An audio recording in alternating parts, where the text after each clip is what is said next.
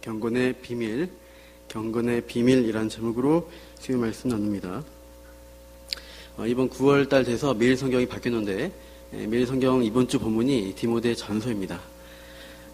그래서 근데 이번 주가 우리 교회가 가을 특별 새벽 기도로 드리고 있기 때문에 매일 성경 묵상은 이번 주에 하지 않고, 그러다 보니까 오늘 수요일 본문이 이제 디모데 전서 3장 이 후반부가 되었습니다. 다음 주부터는 요한계시록 강의를 수요일 날 다시 시작하니까 이 점 참고하시고 수요일에 오시면 되겠습니다. 일단 오늘 본문 내용을 보면 아까 읽은 8절 이후에 보시면 집사의 자격에 대한 내용이 나오고 있습니다. 집사라면 이렇게 해야 되고 저렇게 하면 안 된다. 아까 읽으신 대로 그런 내용들이 있어요. 그래서 여기 계신 집사님들께 초점을 맞춰서 제가 설교를 해야 할 것이냐, 또 아니면 또 집사 직분자가 아닌 분들은 옆에 집사 직분자 받으신 그런 분들을 바라보면서 저분이 잘하고 계신가 평가하면서 그런 설교를 들을 것이냐, 이제 이 본문을 읽을 때 그런 생각이 들 수 있죠. 다행히도 오늘 이 본문을 다루지 않겠습니다. 휴하죠. 오늘은 이 디모데 전서의 전체적인 배경을 제가 살펴보면서 집사 자격이 나온 단락 그 다음에 14절에서 16절에 나와 있는 본문을 중심으로 말씀을 나누겠습니다. 먼저 디모데 전서는 누가 누구에게 기록했느냐 보면요, 바울이 디모데에게 기록했다라고 1장에 나와 있습니다. 근데 바울이 쓴 편지는 총 13편의 신약성경 13편의 서신서가 있어요. 근데 이 디모데 전서 또 후서 그리고 디도서는 바울의 생애 말기에 쓰여진 서신서입니다. 이 디모데 전후서, 디도서가 흔히 이제 바울의 마지막 목회했던 내용을 담은 목회 서신이라고 합니다. 이 바울의 목회론에 들어가 있는 그의 마지막 저작이라고 하는데, 우리는 이제 이 시간에 사도행전에 묘사된 바울의 일대기, 그의 사역 일대기를 보면서 오늘 본문과 관련된 이 바울의 목회론 핵심 주제를 제가 나누고자 합니다. 먼저 바울의 본격적인 사역 시작을 보면은 사도행전 13장에 바울이 안디옥 교회에서 선교사로 파송되면서 그의 본격적 사역을 시작하죠. 1차 전도여행을 하는데 그때는 소아시아, 지금의 터키 지방을 순회하면서 각 도시를 전도합니다. 그때 이제 갈라디아 교회가 세워지게 됩니다. 그리고 이제 그 소아시아 지역 전도하고 다시 안디옥 교회 돌아가서 이제 선교 보고를 하고요. 또 얼마 있다가 다시 2차 전도 여행을 떠났는데 1차 같이 했던 바나바와는 결별하고 이제 실라라는 사람과 함께 팀을 이뤄서 이제는 바닷길이 아니라 육로로 해서 터키 땅을 가로질러서 이제 선교 여행을 떠납니다. 그래서 1차 전도여행 때 세웠던 교회들을 돌아보고 그 교회들을 견고하게 세우겠다, 이런 목적으로 이렇게 이동을 하게 되는데, 터키 이 바닷가 쪽에 들어가는 곳에 이렇게 되니까 갑자기 이 소아시아의 사역이 안 되는 거예요. 자꾸 막히고, 그러다가 꿈을 꾸는데 마게도냐 사람 환상을 꿈에서 보게 돼요. 그래서 우리 건너와서 우리를 도우라, 이렇게 마게도냐 사람이 환상 가운데 얘기합니다. 그래서 바울이 아시아에서 왜 이렇게 전도가 안 되나, 성령께서 왜 막으시나 했는데, 이제 유럽으로 건너가서 사역하라는 뜻이구나 라고 알게 됩니다. 그래서 바울은 마게도냐, 그리스가 있는 그 유럽 지역으로 넘어가게 되죠. 그 첫 성읍이 마게도냐의 빌립보라는 성읍이에요. 거기서 이제 하나님 말씀대로 이제 사명감 가지고 전도하는데 뜻밖의 이제 고소를 당하고, 그래서 이제 매를 맞고 감옥에 갇히는 신세가 됩니다. 그 당시 로마의 매는 굉장히 잔인합니다. 그래서 맞으면 살이 찢겨나가는 그런 채찍을 맞는데, 그래서 피투성이가 된 채로 하나님 사명대로 이곳에 왔더니 이렇게 두드려 맞고 이제 감옥에 갇혔는데, 그럼에도 바울과 실라는 하나님이 보내신 그 하나님의 선하심, 그 하나님에 대한 믿음을 잃지 않고 하나님을 찬양하고 기도합니다. 그때 지진이 나면서 옥문이 다 열리고 그 일로 이제 간수와 그 가족이 복음을 듣고 구원을 받게 돼요. 그래서 빌립보 교회가 시작되죠. 이렇게 전도하고 남쪽으로 데살로니가 또 고린도 등지로 이제 선교 활동을 하게 돼요.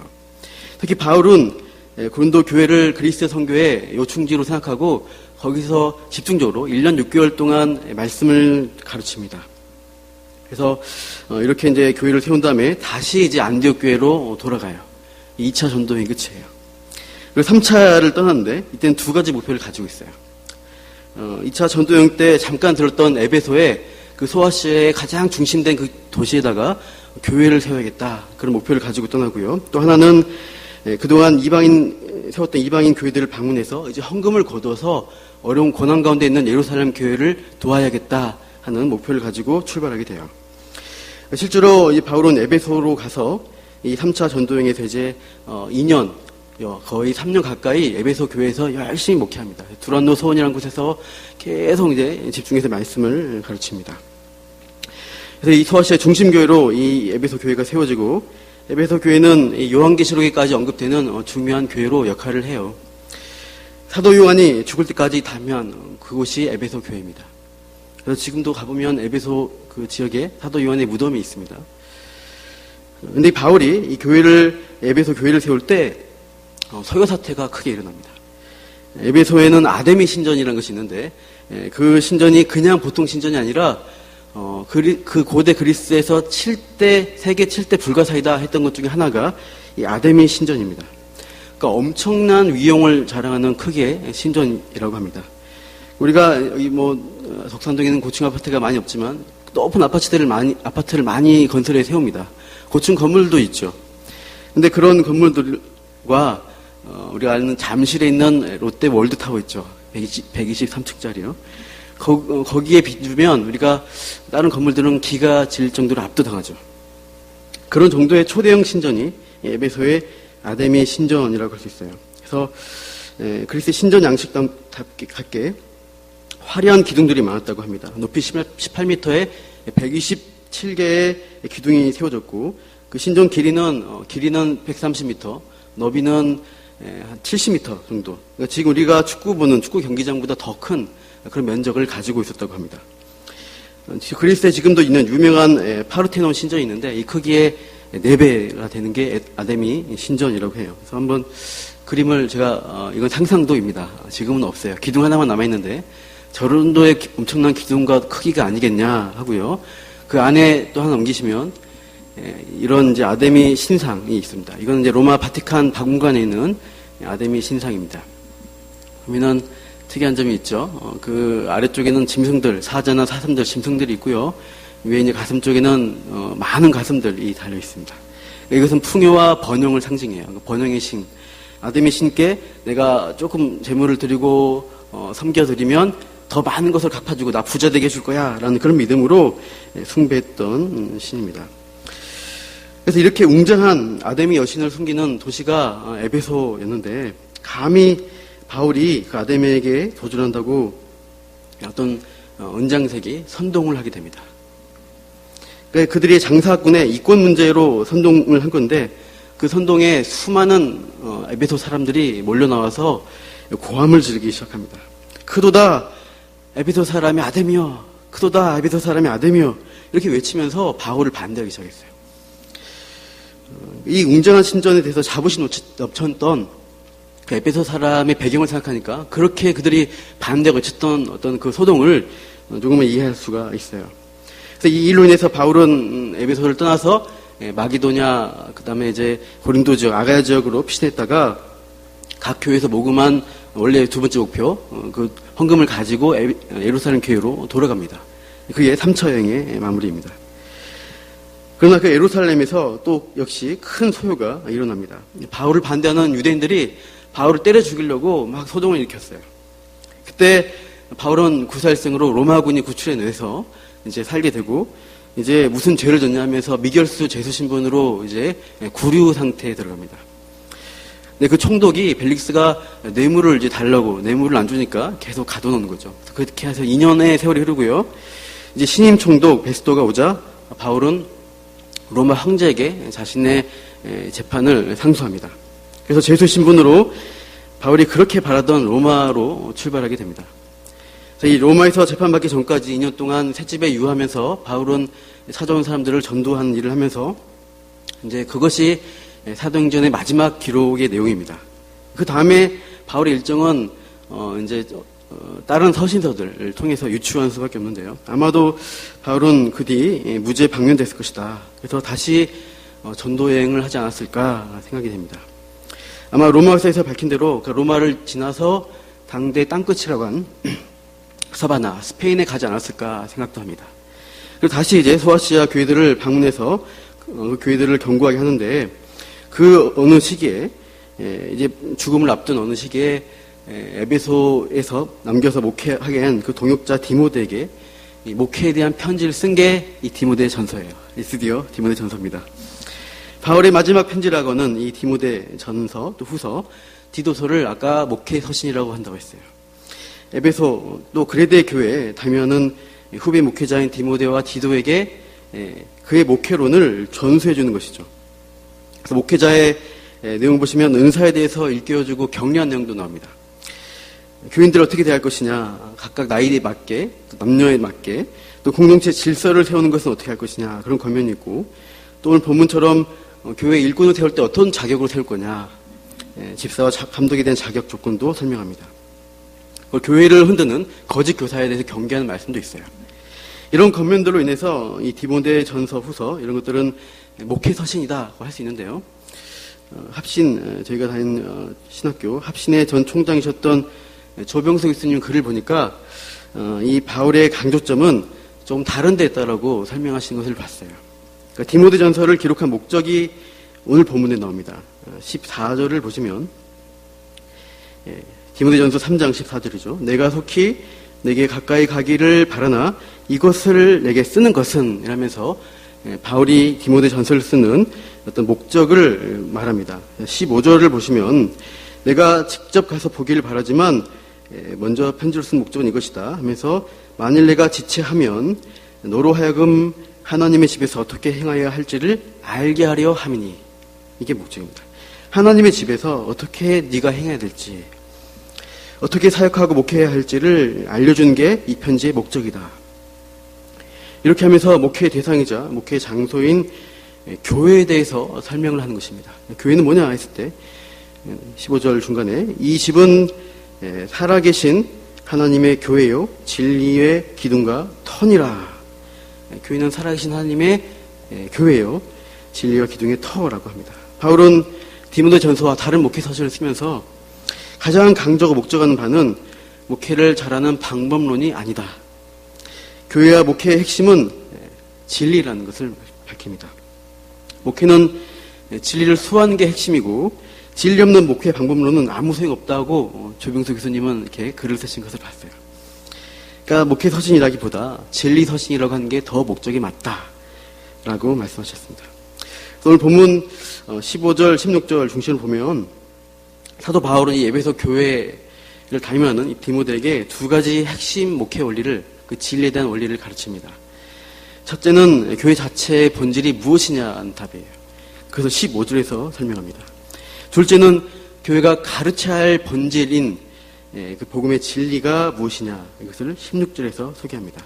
그러니까 교회가 누구냐, 교회가 무엇이냐 질문과 교회가 무엇을 해야 하느냐, 무엇을 가르쳐야 하냐는 두 가지 본질을 가르쳐주고 있습니다. 첫 번째, 교회를 무엇이라고 해야 되냐, 교회의 본질은 무엇이냐를 세 가지로 15절에서 소개합니다.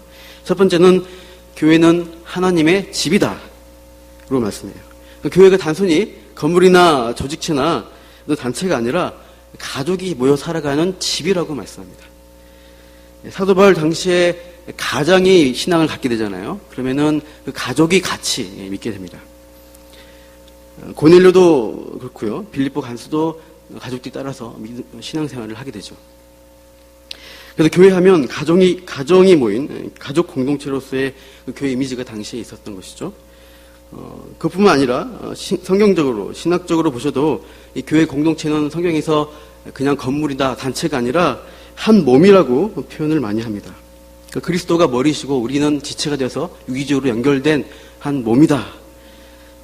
그래서 다 함께 고통을 느끼는 한 지체 앞면 다 같이 아픈 그런 한 몸, 한 가족과 같다라고 소개합니다. 따라서 교회는 어떤 이익 추구를 위한 영리 집단이 아니라 뭐예요? 사랑으로 존재하는, 사랑 때문에 존재하는 공동체가 되어야 한다라고 볼 수 있습니다. 옆에 있는 사람을 한번 보시기 바라요. 나와 피를 나눈 가족도 있겠지만 아닌 분들이 지금 교회 이 자리에 앉아 계시죠. 분명 집에서 살고 있는 나의 가족과는 심정적으로 거리가 있는 사람들이 옆에 있어요. 앞뒤에 있어요. 육신적인 관점에서는 맞습니다. 그러나 영적인 관점에서 보시면 만약에 믿지 않는 가족이 있고 신앙생활하는 교회 지체가 있다고 합시다. 영혼의 관점으로 본다면 우리가 누구와 영원히 함께 지내겠습니까? 물론 신앙생활 하는 성도와 함께 우리가 영원히 있게 되는 거예요.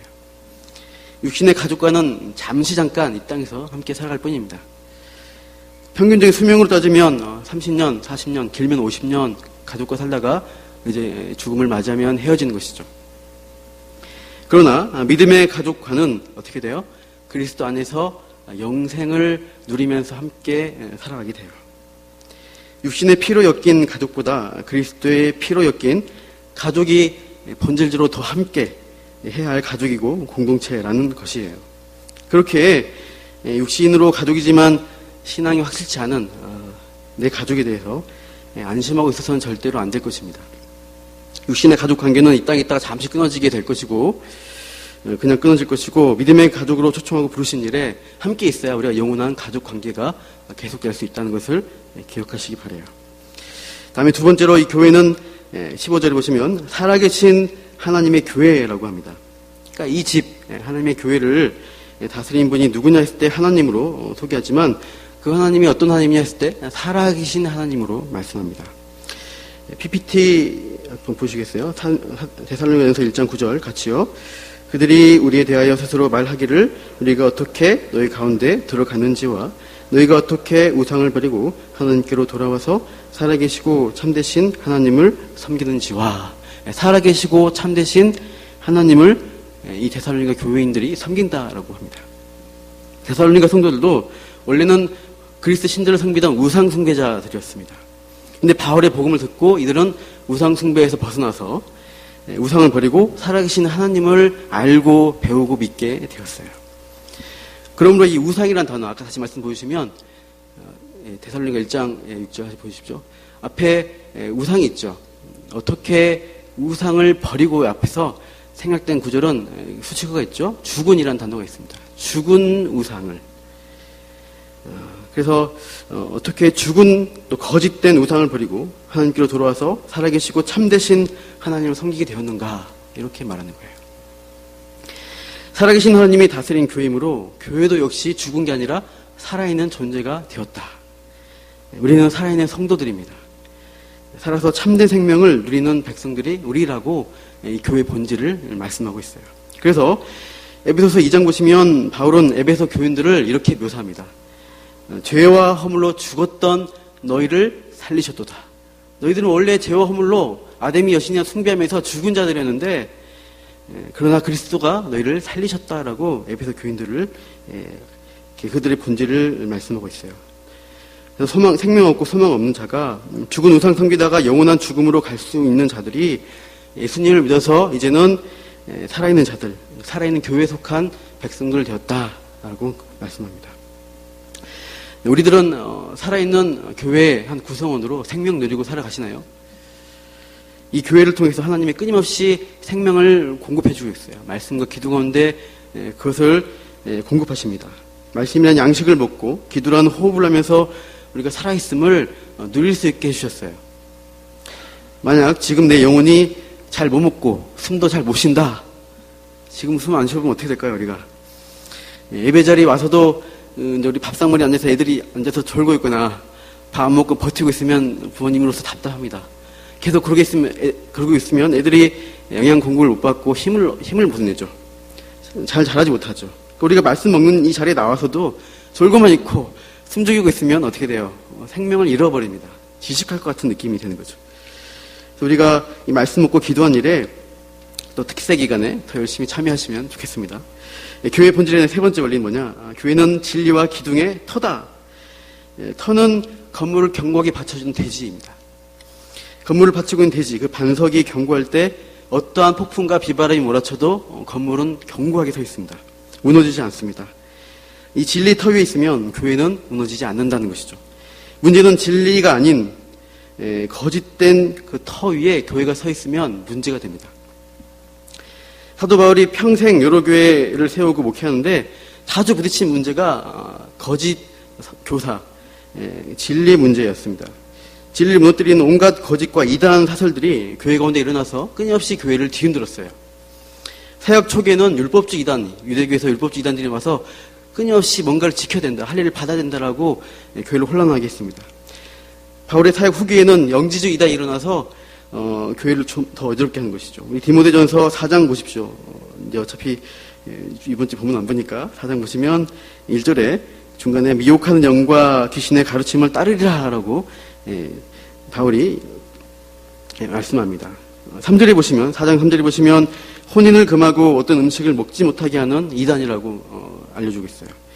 헬라 철학에 따르면 육체는 영혼을 가두는 감옥이다 해서 육을 굉장히 악한 걸로 봤습니다. 그래서 금욕을 강요하고 또 자신들만이 비밀이 전수하는 영적 지식을 가진 자는 그들만이 구원을 받을 것이다. 이런 게 그 영혼의 자유에 이른다는 게 그 영지주의의 논리들입니다.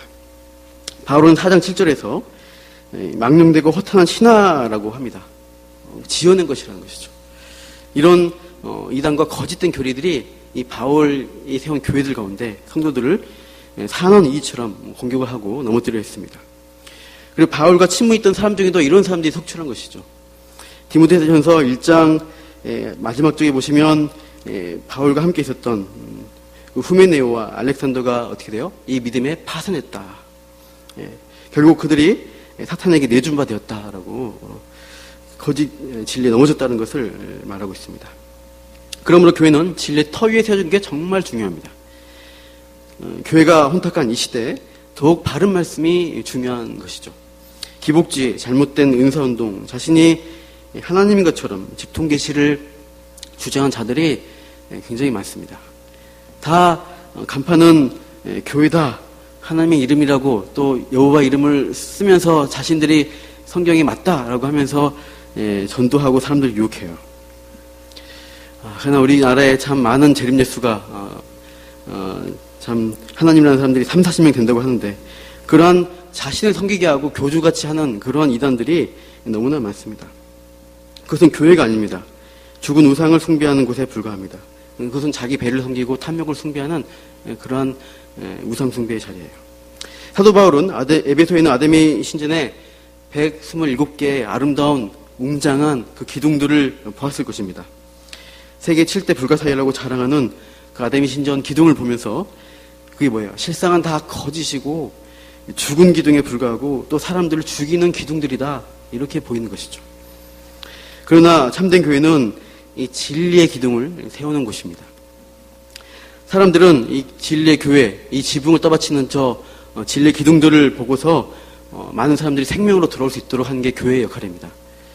우리 남문교회가 이 진리의 기둥을 높게 세워서 죽은 우상을 추구하며 죽어가는 이 세상 사람에게 그들이 살 수 있는 길을 열어줘야 하는 것이죠. 알려줘야 합니다. 우리가 이제 바울의 목회론 핵심 진리가 무엇인가 했을 때 이 교회 본질에 대한 3가지 사항 봤죠. 교회는 하나님의 집이다. 하나님의 가족으로 구성된 집이라고 했죠. 또 살아계신 하나님의 다스림으로 교회도 살아있는 존재가 되었다. 3번째로는 교회가 진리의 기둥과 터이다라고 했습니다. 이어서 바울은 2번째 목회론의 핵심 진리, 그 원리가 16절에서 말씀합니다. 우리 16절을 같이 읽어보시죠. 16절 시작. 그도다 경건의 비밀이여 그렇지 않다 하는 이 없도다. 그는 육신으로 나타난 바 되시고 영으로 의롭다 하심을 받으시고 천사들에게 보이시고 만국에서 전파되시고 세상에서 믿음 바 되시고 영광 가운데서 올려지셨느니라. 아멘.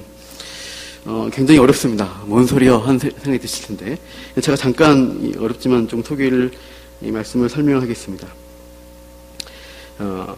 그래서 바울은 15절에서 교회가 무엇인가, 교회 자체에 대한 본질이었고 16절은 교회가 무엇을 하느냐, 무엇을 가르치고 전해야 되느냐, 그 복음의 진리에 대한 내용을 16절에서 소개합니다. 그래서 그 진리의 기둥과 터, 그 진리의 기둥과 터가 된 내용이 뭐냐 했을 때 이게 16절인데 한마디로 진리는 예수 그리스도다 이 얘기입니다. 그래서 그리스도의 삶을 요약적으로 제시하는 것이 이 16절 그 성경책 보시면 동그라미 있죠. 그는 육신으로 이 뒷부분, 이 부분이 그 내용입니다. 시 형식입니다. 한번 PPT를 보여주시면 좀 작아서 글씨가 조금 보이네요. 그래서 보시면 왼쪽에는 성경 말씀을 연으로 끊어놨고요. 오른쪽에는 그 헬라 말 그냥 한글로 옮겨놨습니다. 그래서 그냥 보시기에는 뭔 소린가 하는데 끊어놓으면요. 1년, 2년, 3년이 됩니다.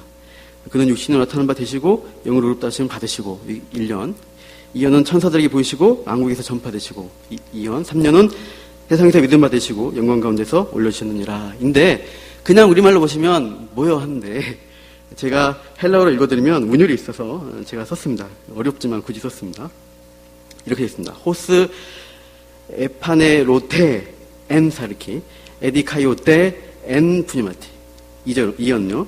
옵데 앙겔로이스 에케릭테 엔 에드네신 3년 에피스투데 엔 코스모 아넬 램프데 엔 독세 이렇게 되어 있어요. 저도 뭔 말인지 몰라요. 그냥 보고 썼어요. 끝에 보시면 빨간 글씨 있죠. 파란 글씨. 저런 부분들이 운율이 맞춰져 있어요. 그러니까 동사들이 처음에 나오는데 그런 운율들을 일부러 바울이 맞추면서 이렇게 간격을 맞춰가지고 그리스도의 생애에 대해서 그분의 사역에 대해서 찬송의 시를 만들고 있는 것입니다. 그래서 1년에서 보시면 육신 대 영의 관계입니다. 그래서 그리스도가 완전한 육체를 입고 성신하셨죠. 그러나 두 번째 줄 그분은 육체를 입었지만 죄가 없으신 영이신 분이다. 이렇게 그분의 성신을 소개합니다. 그 이어는 그분이 성신한 그의 삶과 사역, 핵심은 십자가와 부활입니다. 그 예수님의 사역이 만국에 전파가 된다고 합니다. 근데 사도 바울은 그 사역, 그렇죠? 사도 바울의 사역을 통해서 그 만국에 전파된 일이 실제로 이루어진 상태입니다. 이루어지고 있는 중입니다. 그런데 그게 땅에만 이루어진 것이 아니라 영계 존재인 천사들에게까지 알려진 전 우주적 사건임을 노래하는 거예요. 그러니까 뒤에 있는 PPT 한번 보여주시면요. 베드로전서 1장 12절. 천사들도 이 복음을 살펴보길 원했다라고 베드로 사도가 말씀하고 있습니다. 천사들까지 이 복음의 소식, 이 놀라운 전 우주의 구원에 대한 소식을 보고 알고 싶었던 거예요. 그 복음 우리가 받은 것입니다. 바울이 받은 것입니다. 그래서 바울이 찬양하는 것이죠. 세 번째 3년은 그것이 어떻게 돼요? 세상에서 그 진리가 믿음 바디에서 받아들여졌다는 것이죠. 또한 영광 가운데 승천하신 예수님, 하늘에서도 영접받으신 그분이 바로 우리 주 예수 그리스도시다. 이것을 찬양하는 노래입니다. 바울은 이렇게 진리신 예수 그리스도의 삶을 굉장히 압축해서 요약적으로 노래하고 찬양하고 있어요. 이게 디모데 전서의 주제 구절입니다. 15절, 16절이 그러합니다. 그래서 이런 진리를 가지고 바울은 이렇게 외치고 있어요. 16절 초반에 그도다 경건의 비밀이여 그렇지 않다 하느니 없도다. 세계 만국과 이 영계 가운데서 인정받는 유일하신 진리는 예수 그리스도시다. 누구도 그걸 부정할 수 없다. 문제는 뭐냐? 그게 비밀이다 이거야. 비밀. 영지주의가 말하는 비밀한 지식이 아니라 공개되고 끊임없이 선포돼요. 그런데 사람들은 비밀이기 때문에 어떤 사람은 들어도 몰라요. 보아도 보지 못해요. 눈과 귀가 막힌 자들에게는 그건 복음은 무슨 소리야 수수께끼이고 비밀인 것입니다. 그러나 은혜 주셔서 깨달은 자들은 그 예수 그리스도가 비밀이 아니라 진리다. 이것을 알고 바울처럼 찬양을 부르라는 것이죠. 그도다 경건의 비밀이여. 나는 이 비밀을 알게 되었다. 우상 숭배자들은 신을 숭배한다고 하면서 자기 자신을 숭배하고 탐욕에 빠지고 주술에 빠지고 음란과 거짓에 빠져 살아가는데 우리는 진리신 예수님을 믿음으로 성령 안에서 어떻게 살아요? 참된 경건을 누리면서 실천하면서 살아가는 자들이 되었다. 이렇게 외치는 거예요. 근데 에베소에 있는 사람들은 어떻게 합니까? 에베소 신전의 큰 위용을 자랑하면서 크도다 아데미 여신이여 이렇게 외치고 있다는 거예요. 그들은 화려한 신전을 자랑해요. 자기가 가진 재물을 바치면서 더 많은 재물로 갚아달라고 주술적으로 그 아데미 여신을 숭배합니다. 그 많은 다산과 풍요를 기대하면서 그 우상에게 나아가는 것이죠. 그래서 음란과 욕종을 즐기면서 나아가지만 그들은 끊임없이 일시적인 이상한 것들에 중독되고 자신의 인생을 소진하면서 결국엔 죽어간 존재로 끝날 뿐입니다. 우리는 어떻게 해야 됩니까? 우리는 무엇을 외쳐야 될까요? 크도다 아데미를 외칠 게 아니라 우리는 바울처럼 크도다 경건의 비밀이여를 우리가 외쳐야 하는 것이죠. 이 세상과 인류 역사 가운데 전체 역사 가운데 또 온 우주 영적인 세계를 포함한 전 우주 가운데 가장 큰 진리 유일한 진리는 뭐냐? 너무나도 크신 그 예수 그리스도가 예수 그리스도이시고 그분이 세운 이 교회이고 그분이 나의 구주이시고 나의 구원자시다. 이것을 깨닫고 우리가 감격해야 합니다. 감사와 영광, 찬송을 그 진리 되신 분께 올려드리기 바라요. 진리신 그분을 고백하고 찬양하면서 진리 위에 그 터 위에 내가 세워지고 또 그 기둥을 진리의 기둥을 세워서 이 독산동 또 이 믿지 않는 자들에게 우리가 진리를 전파하는 남문교회 또 공동체가 되기를, 그래서 이를 위해서 기도하고 힘써 말씀 배우기를 힘쓰는 우리 모두 되기를 축원합니다.